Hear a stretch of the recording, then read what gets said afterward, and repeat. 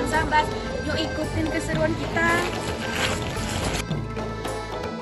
Sebelum kita memasuki kawasan Keraton Sambas, di depan keraton terdapat Sungai Muara Ulakan, yang dimana tempat ini memiliki sebuah cerita asal-usul nama Muara Ulakan. Pada zaman dahulu, diceritakan dua orang pemuda bernama Masam dan Ribas sedang berdebat siapa yang berhak memimpin penduduk di desanya, orang darat atau orang laut. Perdebatan mereka semakin sengit dan terjadilah suatu perkelahian tetapi tidak membuahkan hasil.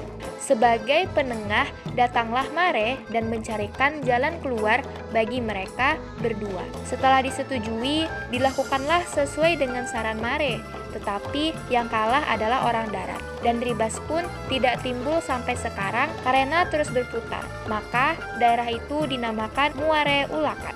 Tanah yang berada di Muara Ulakan ini juga menawarkan keindahan alam yang luar biasa. Bangunan istana yang menghadap sungai tersebut mencirikan bahwa jalur transportasi zaman dahulu melalui sungai. Dengan istana yang kukuh berdiri di pertemuan tiga sungai, yakni Sungai Sambas Kecil, Sungai Subah, dan Sungai Teberau.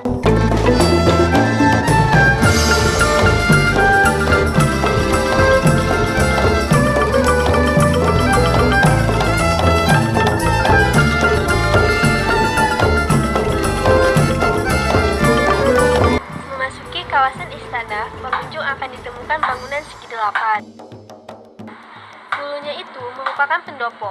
Tempat ini digunakan sultan untuk beristirahat dari perjalanan jauh dan bermusyawarah.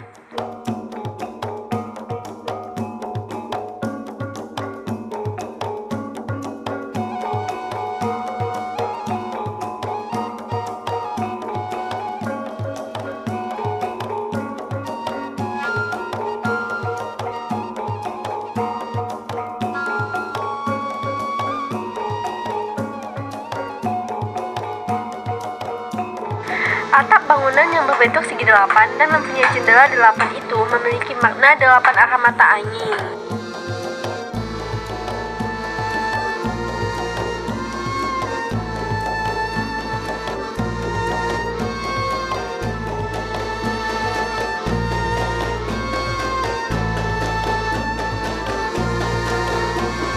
Kerajaan Sambas dibangun pada tahun 1622, dipimpin oleh seorang sultan, Raja Sambas pertama, Sultan Muhammad Saifuddin I, memerintah pada abad ke-16. Kerajaan Sambas berada di puncak kejayaannya pada tahun 1757 Masehi. Raden Djama yang bergelar Sultan Omar Ahmadin II naik tahta menggantikan ayahnya Sultan Abu Bakar Kamaluddin, keturunan Sultan Hasan ibnu Saiful Rizal. Sultan dan keluarganya tinggal di istana. Istana Sambas disebut Istana Al-Wazid Qabilah, dibangun pada masa pemerintahan Raden Sulaiman yang bergelar Sultan Muhammad Saifuddin. Tanah ini sudah berumur sekitar 200 tahun, beberapa kali mengalami perbaikan atau rehab. Di sisi kanan halaman istana terdapat sebuah masjid yang juga bersamaan pembangunannya dengan istana. Masjid ini diberi nama Masjid Jami, artinya Masjid Agung. Masjid Agung bagi Keraton Sambas itu asalnya mulanya kecil seperti musola. Namun pada tahun 1885 mulai dikembangkan menjadi Masjid Jami ataupun Masjid Agung. Warna masjid juga didominasi kuning emas dengan beberapa bagian diselingi warna hijau.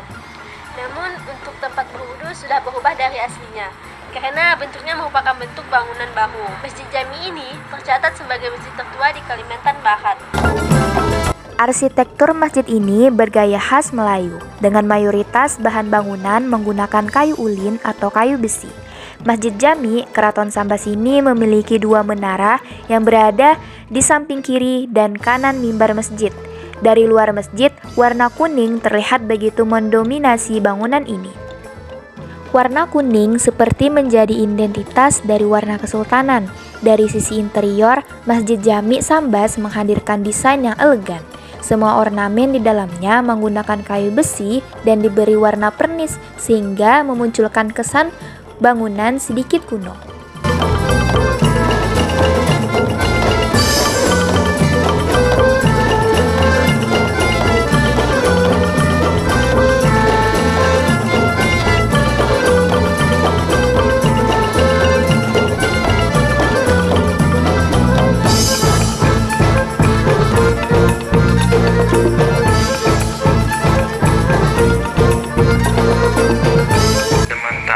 tengah lapangan depan istana berdiri tegak tiang bendera yang terbentuk tiang layar kapal. Tiang ini menandakan kejayaan Istana Maritim Panglima Anom. Di bawahnya terdapat 4 meriam yang berasal dari Belanda dan Inggris. Oleh karena itu, Istana Sambas dulunya menjadi pusat pemerintahan dari 7 istana di Kalimantan Barat.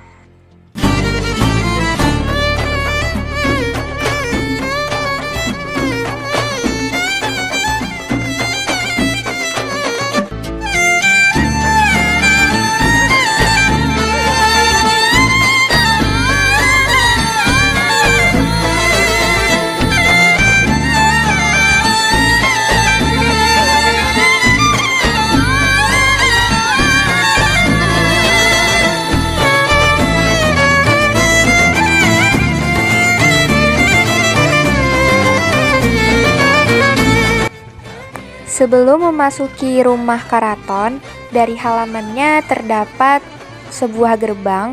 Gerbang ini memiliki 2 lantai, tetapi bentuk denahnya berbentuk 4 persegi panjang. Di depan, samping pagar istana, terdapat bangunan tempat meletakkan beduk. Lingkaran beduk tersebut terbuat dari emas dan tulang belulang monyet yang berwujud putri. Dahulu, tempat ini ada beduknya. Namun, seiring berjalannya waktu, beduk yang berada di sini tidak ada lagi. Entah kemana beduk itu kemungkinan disimpan oleh pihak kerajaan.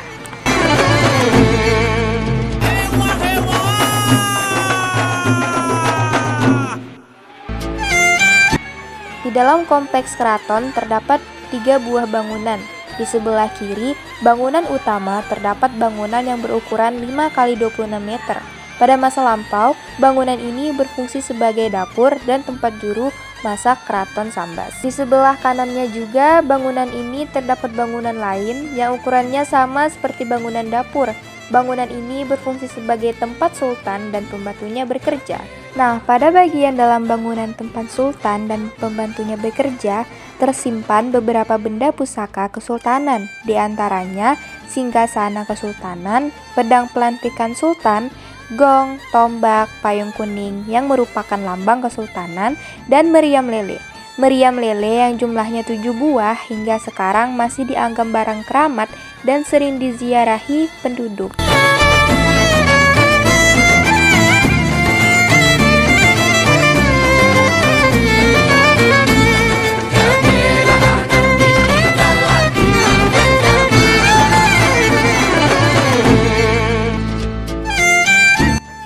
Nah, sekarang kita bakalan masuk ke bangunan utama Keraton Sambas. Keraton ini terdiri atas 7 ruangan, yaitu balairung terletak di bagian depan, kamar tidur sultan, kamar tidur istri sultan, kamar tidur anak-anak sultan, ruang keluarga, ruang makan, dan ruang khusus menjahit. Nah, pada saat kita berada di balairung ini, kita dapat melihat banyak sekali persembahan atau penghargaan dari Ratu Inggris serta foto-foto pada zaman dahulu Kerajaan Sambas.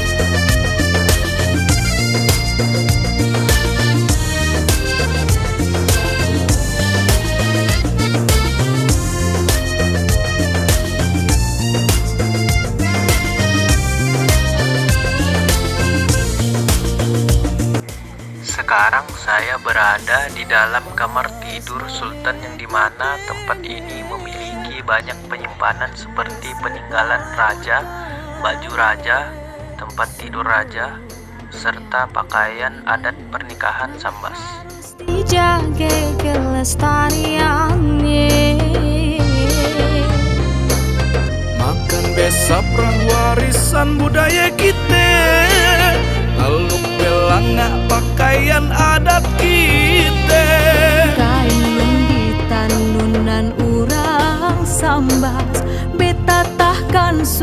aman benang amas.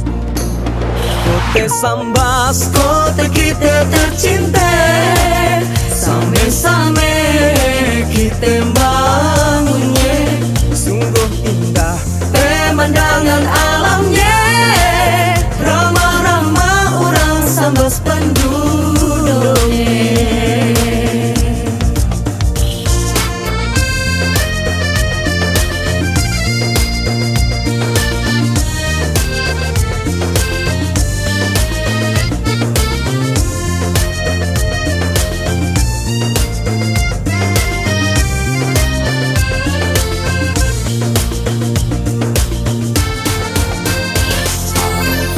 Makanan khas kita, ramai-ramai kita buatnya.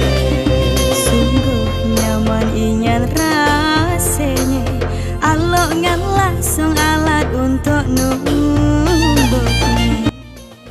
Sekarang saya berada di ruang keluarga Sultan, yang dimana ruang ini tempat Sultan berkumpul bersama keluarganya, dan di setiap sudut terdapat banyak sekali foto-foto Sultan serta keluarganya.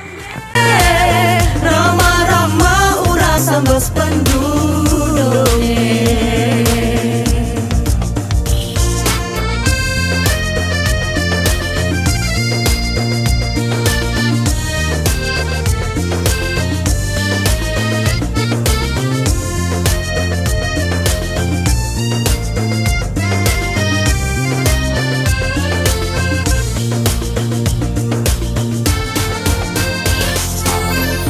Makanan khas kita, ramai-ramai kita buatnya. Sungguh nyaman ingat rasanya, alongan langsung alat untuk numbuknya. Kote sambas, kote kita tercinta, same-same kita bangunnya. Sungguh indah pemandangan alamnya, ramah-ramah orang sambas penduduknya.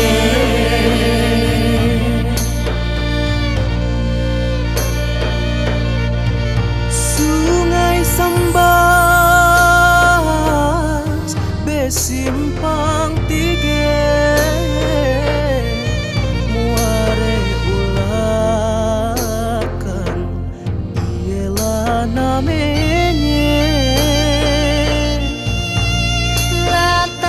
Di bagian belakang istana terdapat tempat pemandian putri dan permaisuri istana. Di samping bangunan istana ada bak penampungan air. Air yang diambil dipercayai memiliki khasiat positif buat orang yang meminumnya. Awasi ku bilang nami istana